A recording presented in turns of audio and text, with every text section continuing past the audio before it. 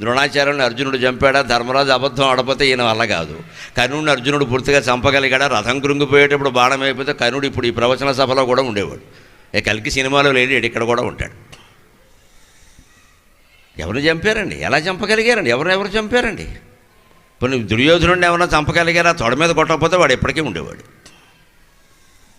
ఎందుకు చంపలేకపోయారు? అధర్మాన్ని నిర్మూలన చేయడం అంత తేలికైన విషయం కాదు అది. ధర్మాత్ములైన పాండవులు, ఇంకా పెద్ద విరాటుడు, ద్రుపదుడు మొదలైన వాళ్ళందరూ అక్కడ ఉంటే పరమాత్మ స్వయంగా సాయం చేస్తే కొన్ని రకాల ఉపాయాలు, కపటోపాయాలు లేకపోతే ఏ ఒక్కడిని చంపడం సాధ్యం కాదు ఆ యుగంలో. ఇక ఈ యుగంలో చెప్పక్కర్లేదు. ఇంకా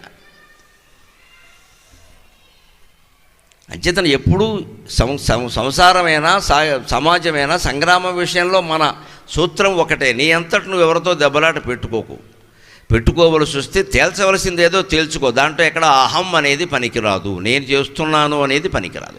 కర్తృత్వ భావన వద్దు, చేయవలసింది ఏదో చెయ్యి అంతే. అంతే. ఎందుకంటే విశ్వమంతా నిండి ఉన్నది ఒకే ఒక శక్తి. దాన్నే నేను ఇక్కడ మాత రూపంలో ప్రార్థన చేస్తున్నా. తల్లి అన్న జగన్మాత అన్న ఒకటే. జగత్ అనేది ఒకటే మధ్యలో ఉంటుంది. ఆ జగత్ ఎలాగూ శూన్యమే. తీసేస్తే తల్లి మాత జగన్మాత రెండు ఒకటే. బుద్ధి శ్వేతాబ్జము రేపు విప్పునెడ జాతి ద్వేషములు నిల్చునే. శ్వేతాబ్జము అంటే తెల్ల తామర పువ్వు. హిందూ ధర్మంలో ఉండే విశిష్టతను గమనించండి. ఈ మతంలో పుట్టడం, ఈ మతంలో పెరగడం, చివరికి ఈ మతంలో చనిపోవడం కూడా ఒక అదృష్టమే. జన్మల అదృష్టం, మామూలుగా రాదు. ఎందుకంటే మన దేవతలందరూ పద్మంలో కూర్చుంటారు. వాళ్ళ కూర్చుందుకు మాకు మళ్ళీ సింహాసనాలు లేవా? కూర్చోరు. ఒక్కడు కూడా కూర్చోడు. కుర్చీలో కూర్చునే దేవతలు మనకు ఉండరు. అసలు పద్మంలో కూర్చుంటారు. లక్ష్మీదేవి పద్మంలో ఉంటుంది, సరస్వతీదేవి పద్మంలో ఉంటుంది, సృష్టికర్త బ్రహ్మదేవుడు పద్మంలో ఉంటాడు. పద్మం ఎందుకంటే ఇంకా ఆసనాలు లేవా? పెద్ద పెద్ద సోఫాలు లేవా? ఐరావతాలంత సోఫాలు కుర్చీలు ఉన్నాయి. మనం ఏమేంటి వస్తామంటే బోల్డ్ ఇస్తాం. కూర్చోరు వాళ్ళు. అవన్నీ అక్కర్లేదు. వాళ్ళకి కావలసింది పద్మమే. ఎందుకు పద్మంలో కూర్చుంటారు దేవతలు? ఏమన్నా దేవతలు ప్రత్యేక పద్మంలాగా జీవించండి, పద్మంలాగా జీవించండి. పద్మం ఎలా జీవిస్తుందో గమనించండి. ఏ చెరువులోనైనా మీరు పద్మాన్ని చూడండి. చెరువులు ఎక్కడైనా ఉంటే చెరువుల్లో పద్మాలు ఉంటాయి చూడండి. పద్మం ఎప్పుడు నీటి మట్టం పెరిగిన కొద్దీ పెరుగుతుంది. ఎవరు పెరగమని చెప్పక్కర్లేదు దానికి.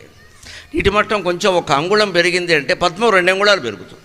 నీరుగలది తామర సుమ్మి అంటే పద్మం ఏం చేస్తుంది? నీటిలోనే పుట్టింది, నీటిలోనే పెరగాలి, ఇంకో దారి లేదు. అది దాని నీటిలోంచి దాన్ని తెంచి బయటపడేస్తే నీటిలో ఉండగా ఏ సూర్యకిరణాలు దాని అభివృద్ధికి వికాసానికి కారణమయ్యాయో నీటి నుంచి పద్మాన్ని తెంచి బయటపడేస్తే అదే సూర్యకిరణాల వేడికి అది కమిలిపోతుంది.